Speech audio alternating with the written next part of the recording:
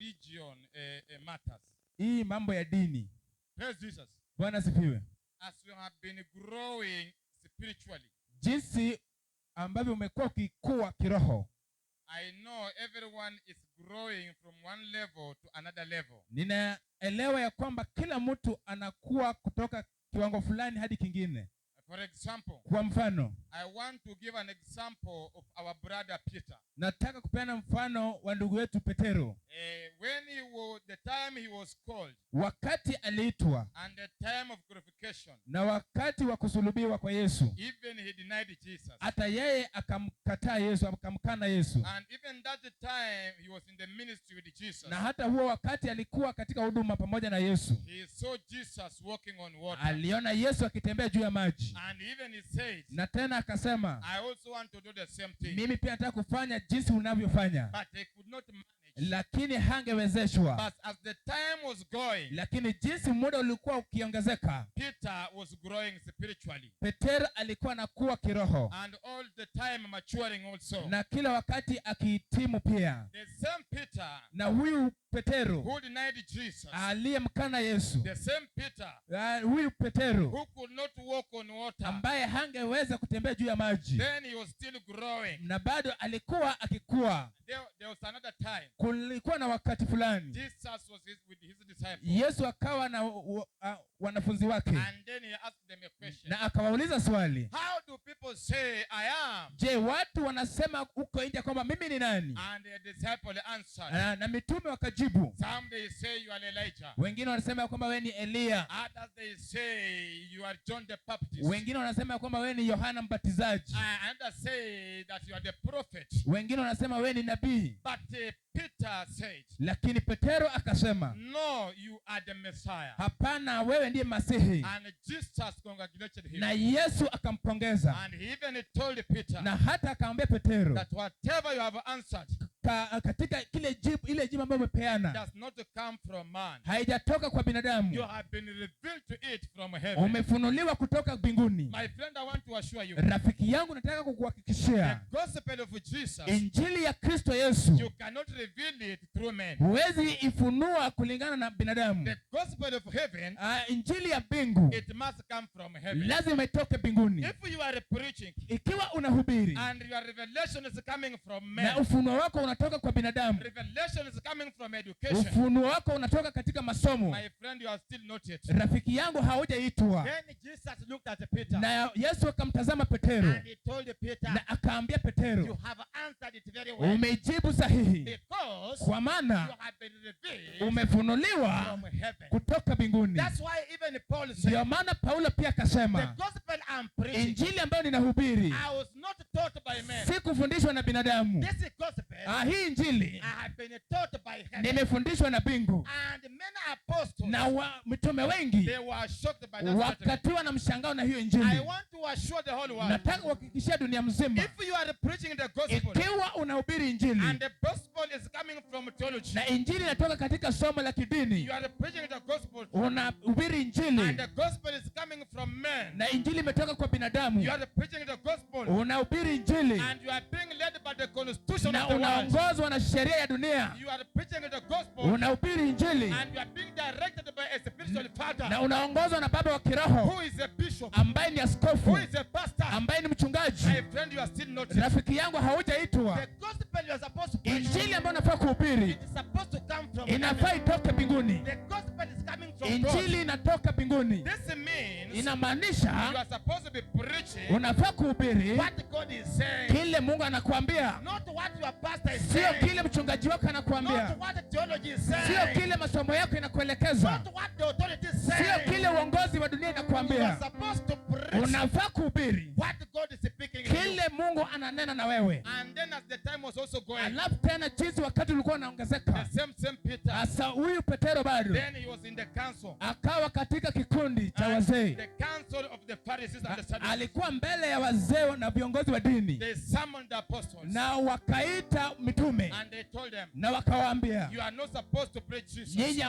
hamfai kuhubiri Injili. The same Peter who denied Jesus, Huyu Petero mmoja tu ambaye alimkana Yesu, who could not walk even on water. ambaye hangeweza kutembea juu ya The maji. Peter who was wavering. Petero ambaye hakuwa na msimamo. The same Peter stood in the council. Huyu Petero tena akasimama mbele ya wazee And he told the council, na akawaambia wazee wa I want mabadili, you to answer me now. nataka mnijibu saa hii, Between you and God, kati yako wewe na Mungu, whom shall I obey? ni nani nitamtii? And I want that answer now. Na ninataka hiyo jibu saa hii. The council could not answer the question. Kikundi hawangeweza kumjibu Petero. My friend, I want to tell you, Rafiki yangu, nataka kukuambia, even Paul said, hata Paulo akasema, as he was young in the spirit, jinsi alivyokuwa mchanga kiroho, he could see things like a young person. angeona mambo kama mtoto mdogo, But now he's mature in the lakini spirit. sasa amekomaa kiroho. He's supposed to do things as a mature person. Anafaa kutenda mambo kama yule aliyekomaa. My friend, as I was young in the spirit, Rafiki yangu, wakati nilikuwa mdogo kiroho, I knew this photo that the people say is Jesus. nilijua ya kwamba hii picha ambayo watu wanaita Yesu, That was Jesus ya himself. kwamba huyu alikuwa Yesu mwenyewe. And even I was worshiping that Na photo. hata mimi pia nilikuwa naabudu hiyo picha. I knew Mary Nilijua kwamba Mariamu was the mother of Jesus. alikuwa mamake Yesu And Kristo, I came to understand lakini nikakuja kuelewa that God is a spirit. ya kwamba Mungu ni roho. So God cannot have a photo. Kwa hivyo Mungu hawezi kuwa na sura. My friend, as I continue growing Rafiki spiritually, yangu, ninapozidi kuendelea kukua kiroho, I came to understand nilikuja kuelewa no one has the photo of God. hakuna mtu ambaye ako na picha ya Mungu. And I came to understand also Na nikakuja tena kuelewa that this is Jesus that fits on the cross. ya kwamba huyu Yesu ambaye anatoshea katika msalaba, That is not the Jesus who died for our ya sin. kwamba huyo sio Yesu ambaye alikufia dhambi zetu, Because that is Jesus kwa sababu huyo Yesu in America kule Amerikani is white. yeye ni mweupe, In Africa, akiwa hapa Afrika that is Jesus is black. huyo Mungu, huyo Yesu ni mweusi. This is a confusion. Hii ndio kuchanganyikiwa na So kutoelewa. the Jesus who is on the cross, Kwa hivyo yule Yesu ambaye yuko msalabani, that is not the Jesus who died for us. huyo sio Yesu aliyetufia, That one is not God. huyo sio Mungu. The Jesus we saw Mungu ambaye tunasema that the people are creating him. ambaye watu wanamuomba, And we see some of the Catholic people na tunaona watu wengine wa Katoliki bowing before that nonsense called Jesus. wakiinamia kile kitu kiujinga ambaye inaitwa Mungu, Even kissing that nonsense. hata wakimbusu kile kitu, Putting that nonsense in their pocket. wakiiweka hata mfukoni mwao, Even in their neck. hata shingoni mwao. I knew that was Jesus. Nilijua kwamba huyo ni Yesu, But as time continues, lakini jinsi muda ulivyokuwa ukiendelea, as I continue growing jinsi spiritually, nilivyokuwa nikikua katika kiroho, I've come to understand nilikuja kuelewa that one is Satan ya himself. kwamba huyo ni shetani mwenyewe, Because God is saying, kwa sababu Mungu anasema worship me in the truth and in life, ya in spirit. kwamba niabudu katika ukweli na katika roho. And even God says, Na hata Mungu akasema you cannot worship me without faith. hauwezi niabudu pasipokuwa na So imani. this is Jesus. Kwa hivyo huyu Mungu, Even the thieves they are touching. hata wezi wanamwabudu, Even the prostitutes they have that Jesus in their hata neck. makahaba wanatembea nayo katika mashingo yao. That is not Jesus. Huyo sio Yesu, That one is a Satan himself. huyo ni shetani mwenyewe. But when I was young, Lakini wakati nilikuwa mdogo, I believed this nonsense. niliamini hii upumbavu, That's why I want to tell the people, na ndio maana nataka kuambia watu, as we continue growing spiritually, tunapoendelea kukua kiroho, Jesus said, Yesu anasema the time you will know the truth, wakati utajua ukweli, the truth will set you free. ukweli utakuweka huru. The time I came to understand Wakati nilikuja kuelewa the Jesus on the cross ya kwamba Yesu ambaye ako katika msalaba, is Satan himself, ya kwamba ni shetani mwenyewe, immediately hapo hapo I took the cross nilichukua msalaba and throw it in the latrine. na nikatupa kwenye choo. Immediately Hapo hapo I took the cross nilichukua msalaba and started smashing it. nikaanza kuipomoa na kuharibu, Because that cross kwa sababu huo msalaba and that idol called Jesus na ile sanamu ambayo inaitwa Yesu does not have anything in the spirit. haina kitu katika kiroho. I came to understand Nilikuja kuelewa that when I was young, wakati nilikuwa mdogo, I could believe anything. the way I want. ningeamini chochote jinsi ninataka. When you come and tell me, Ukikuja uniambie this is God ya kwamba huyu ni Mungu and it is water. na ni maji, I was believing. nilikuwa naamini. But now, Lakini sasa I cannot believe. siwezi amini, Because I know kwa sababu ninajua that God is a spirit. ya kwamba Mungu ni roho, God is truth. Mungu ni ukweli, God is life. na Mungu ni uhai, And God, you cannot see him with these eyes. na Mungu huwezi muona katika macho ya So kimwili. I want to advise believers. Kwa hivyo nataka kuwapatia mawaidha waumini, Anyone in this world yeyote dunia mzima who is having God ambaye ako na Mungu, that can fit on anything. ambaye inaweza toshea mahali popote, That is the person I'm talking about. huyo ndio mtu ambaye naongea na yeye. Yes, you are still young in the spirit. Ni sawa uko mchanga kiroho, But as you continue growing, lakini jinsi unavyozidi kukua, you come to understand wewe kuja ukaweza kuelewa that God himself, ya kwamba Mungu mwenyewe even he cannot fit on the table. ambaye anawezi toshea hata katika meza. My friend, Rafiki yangu, when I was still young, wakati nilikuwa mdogo, I knew nilikuwa ninajua for God to speak to me, ndio posta Mungu akaweza kuongea na mimi I have to go to the prayer mountain. ya kwamba lazima niende katika mlima kwa ajili ya Because maombi, I was hearing people saying, kwa sababu nilikuwa nasikia watu we wakisema are going to the mountain. ya kwamba tunaenda mlimani, God is going to speak to us. Mungu anaenda kunena na sisi. So I knew Kwa hivyo mimi nilijua that God will only speak ya kwamba Mungu ataongea tu on the mountain. kwa mlima peke yake, And those people they were referring na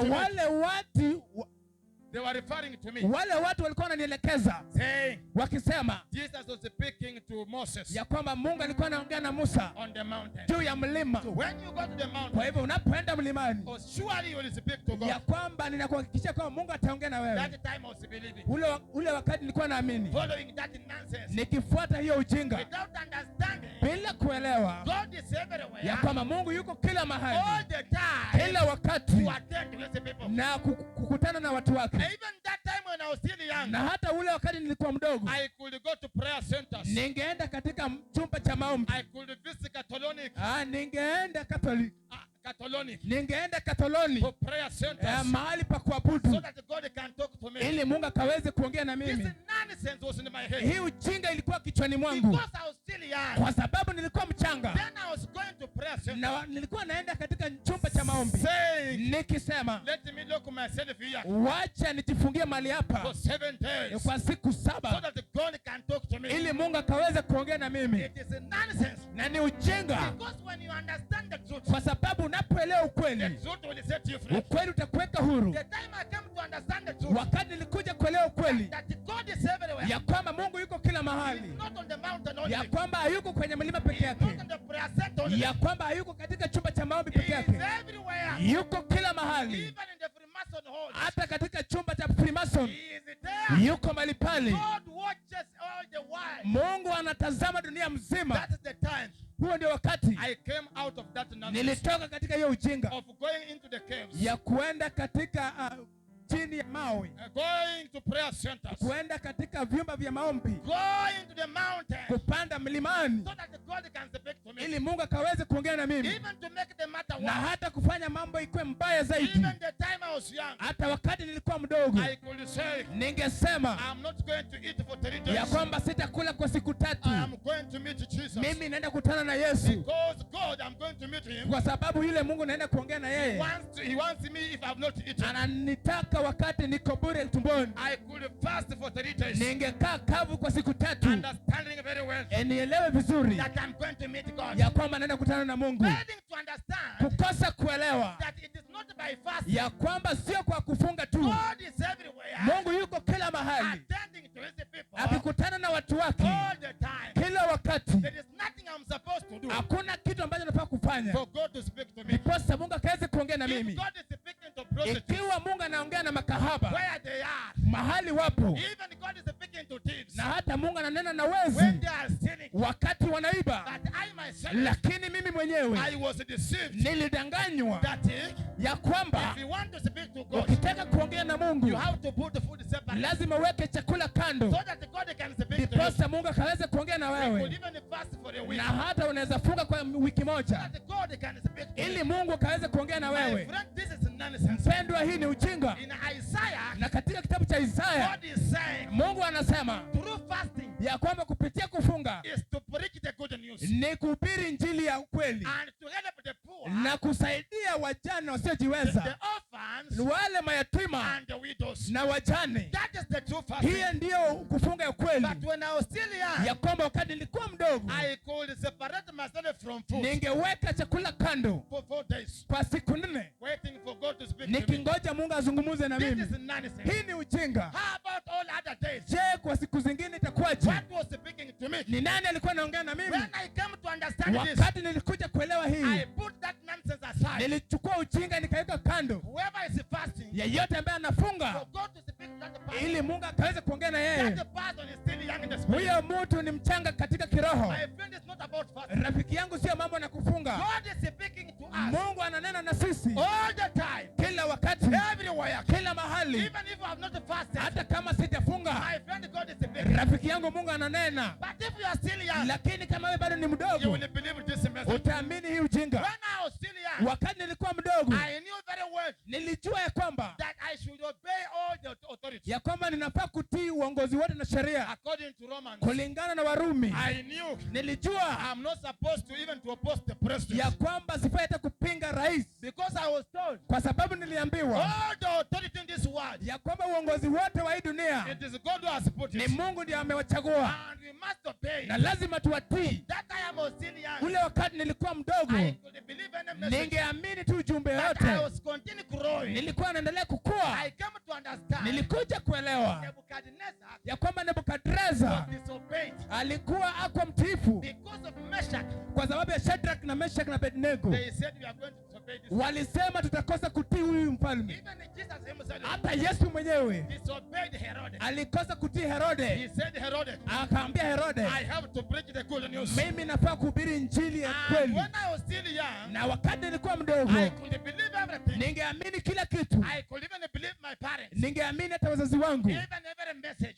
hata katika ujumbe yote, Because the Bible kwa says, sababu maandiko yanasema obey your parents. ya kwamba mtiini wazazi I wenu. was just obeying everything. Kwa hivyo nilikuwa tu mtiifu, But as I continued growing, lakini jinsi nilivyokuwa nikikua, I came to understand nilikuja kuelewa I should obey parents, ya kwamba nafaa kutii wazazi all the authority na viongozi wa dunia in the Lord. katika Bwana, In the Lord. katika Bwana. Not just to obey, Sio kutii tu, but obey lakini kutii my parents, wazazi wangu obey the government na kutii viongozi in the Lord. katika Bwana. If the government is not in the Lord, Kama serikali haiko katika Bwana, even my parents, hata wazazi wangu, even my friends, hata marafiki zangu, even my wife, hata mke wangu, I am not going to obey. sitamtii. But when I was still young, Wale wakati nilikuwa mdogo, I could just obey every government. ningetii tu kila mtu na kila You kitu. could tell me, Ungeniambia obey the government ya kwamba tii serikali, and take the condoms alafu uchukue kondom and use them. na uzitumie. But when I have matured now, Lakini wakati ninakuwa I sasa, come to understand nilikuja kuelewa that it is a nonsense ya kwamba ni pumbavu and I cannot obey. na siwezi itii. My brothers and sisters, Rafiki yangu, mandugu zangu na dada zangu, I want to tell you one thing. nataka kuambia jambo moja. When you are still young, Wakati wewe ni mdogo, you will be walking with water, utakuwa unatembea na maji with the candles, na mishumaa with the crosses, na msalaba with anointing oil, na mafuta ya upako with the towels, na vitambaa with everything you want. na kila kitu ambacho unataka. Because you are still Kwa young, sababu wewe ni mdogo, you will go to a pastor. utaenda kwa The mchungaji. pastor will tell you, Mchungaji atakwambia without him, ya kwamba bila you yeye cannot succeed. hautafanikiwa. When you come out from the church Ukitoka kanisani and God has sent you na somewhere, Mungu akutume mahali and fulani the pastor is refusing, na mchungaji anakataa, and you say, unasema let me just obey. wacha nimtii I tu.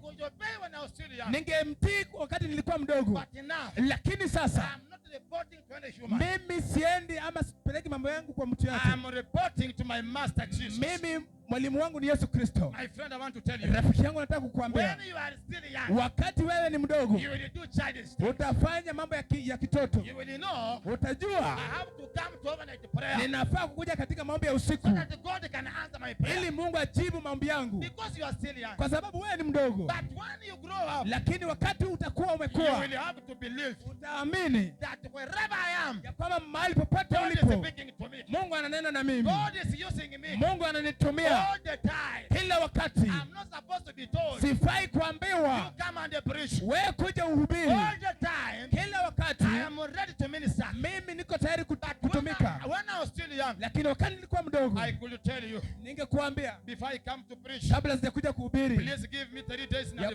kwamba nipatie siku 3 mbele, so that I can plan my ili things nikaweze to kujipanga, come and preach. ili nikuje nihubiri. That time I was still young. ule wakati nilikuwa mdogo, But when I grew up now, lakini wakati nimekuwa mzima I come to understand nilikuja kuelewa it is not me preaching. ya kwamba sio mimi ninahubiri, It is God himself. ni Mungu mwenyewe. All the time, Kila wakati, everywhere, kila mahali I'm ready to minister. niko tayari kwa ajili ya kutumika. Don't give me time for me to plan. Usinipatie muda wa kujipanga, Because I've matured kwa now. sababu nimekomaa My sasa. friend, when you mature now, Rafiki yangu, unapokomaa, even the bishop they will not talk with you. hata maskofu hawataleta mzaha na wewe, Even the government will not talk hata with you. serikali hawataleta mzaha na But when wewe. you are still young, Lakini wakati wewe ni you mchanga, will allow any nonsense. utaruhusu ujinga yote Accept everything. na ukubali kila kitu Do everything to please na man. ufanye kila kitu kupendeza dunia. My friend, when I was still young, Rafiki yangu, wakati nilikuwa mdogo, even the time I got married, hata wakati nilioa, I could do things, ningetenda mambo some other things, mengine please my wife. ili nikaweza kumpendeza mke wangu. Even I could cover the truth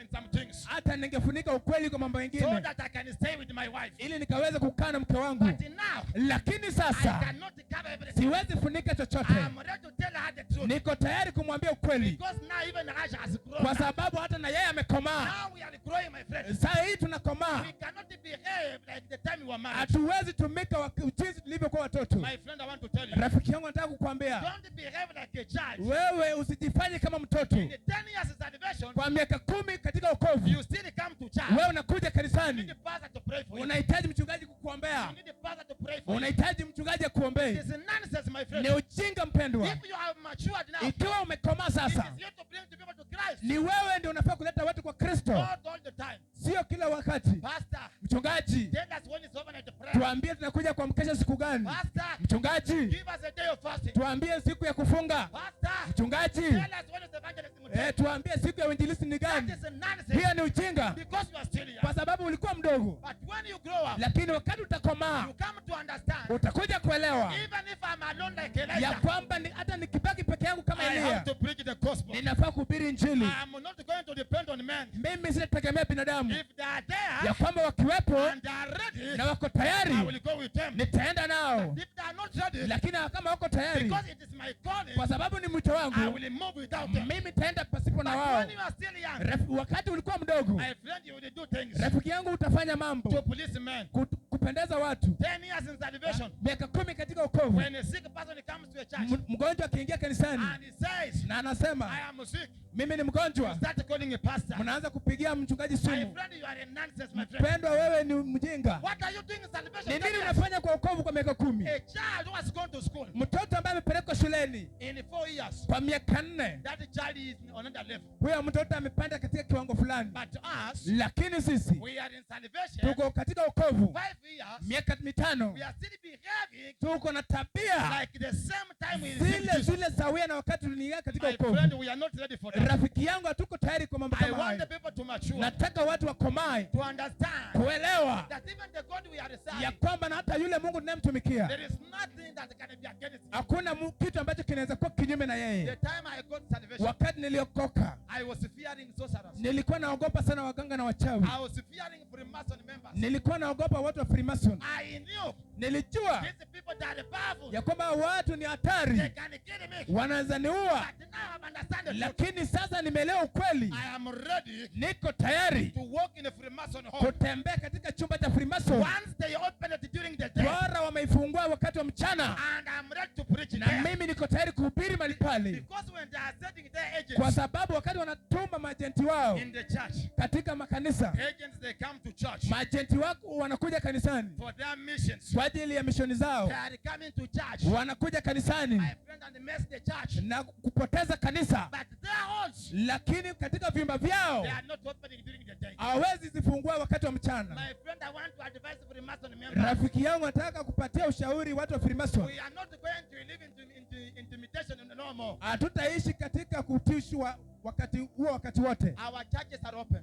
Makanisa yetu yako huru, yako And wazi, you always come to church. na huanga wanakuja makanisani. Also open your halls Na nyinyi pia mfungue vyumba vyenu and tell us a day of worship. na mtuambie siku ya We kuabudu. want to come and worship there. Tunataka tukuje tuabudu mahali pale And also preach there. na pia kuhubiri mahali The pale. way you always come to church. Jinsi nyinyi pia mnakuja katika And makanisa then you preach. na tena mnahubiri And you sing. na mnaimba The same way sawasawa hivyo we hivyo. want to come to your house. Hata nasi tunataka kutoka katika vyumba vyenu, Because we have been living in a lie. kwa sababu tumekaa katika uongo All the time. huo muda wote, Satan is powerful. ya kwamba shetani yako na nguvu. My friend, Satan is not powerful. Rafiki yangu, shetani hana nguvu. If Satan is powerful, Shetani kama angekuwa na nguvu, I'm not supposed to be preaching now. basi mimi sifai kuhubiri saa hii. Now, as I wind up my message, Kwa hivyo ninapomaliza ujumbe I wangu, cannot finish this message. siwezi maliza hii ujumbe, But God will continue speaking to you. lakini Mungu atazidi kuongea na wewe. My brothers and sisters, Mandugu zangu na dada zangu, let us mature in the spirit. wacha tukomae kiroho. We cannot continue Hatuwezi endelea walking with the crosses up to now. tukitembea na mchongo wa msalaba hata saa hii. Our grandmother walked with the cross. Wale mababu zetu walitembea nazo, And that the cross is not Jesus. na huo msalaba sio Yesu.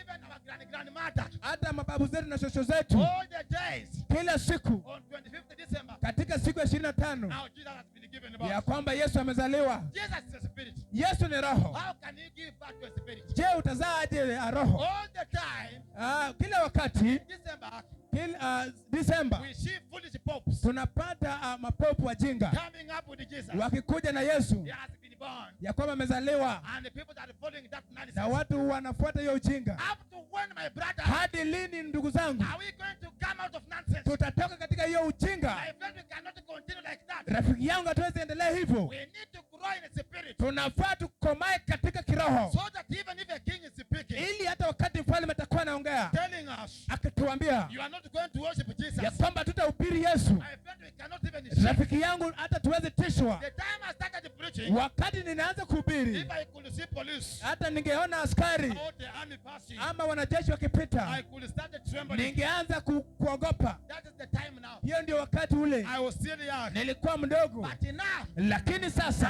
am ready mimi niko tayari to preach in the barracks, kuhubiri katika kambi la in wanajeshi, the police station, katika kituo cha polisi, and tell them the truth. na kuambia ukweli. I am ready Niko to tayari preach in the parliament, kuhubiri katika bunge, in the palace, katika chumba cha malkia na wafalme, and even in the state house, na hata katika chumba cha rais, without compromising the message.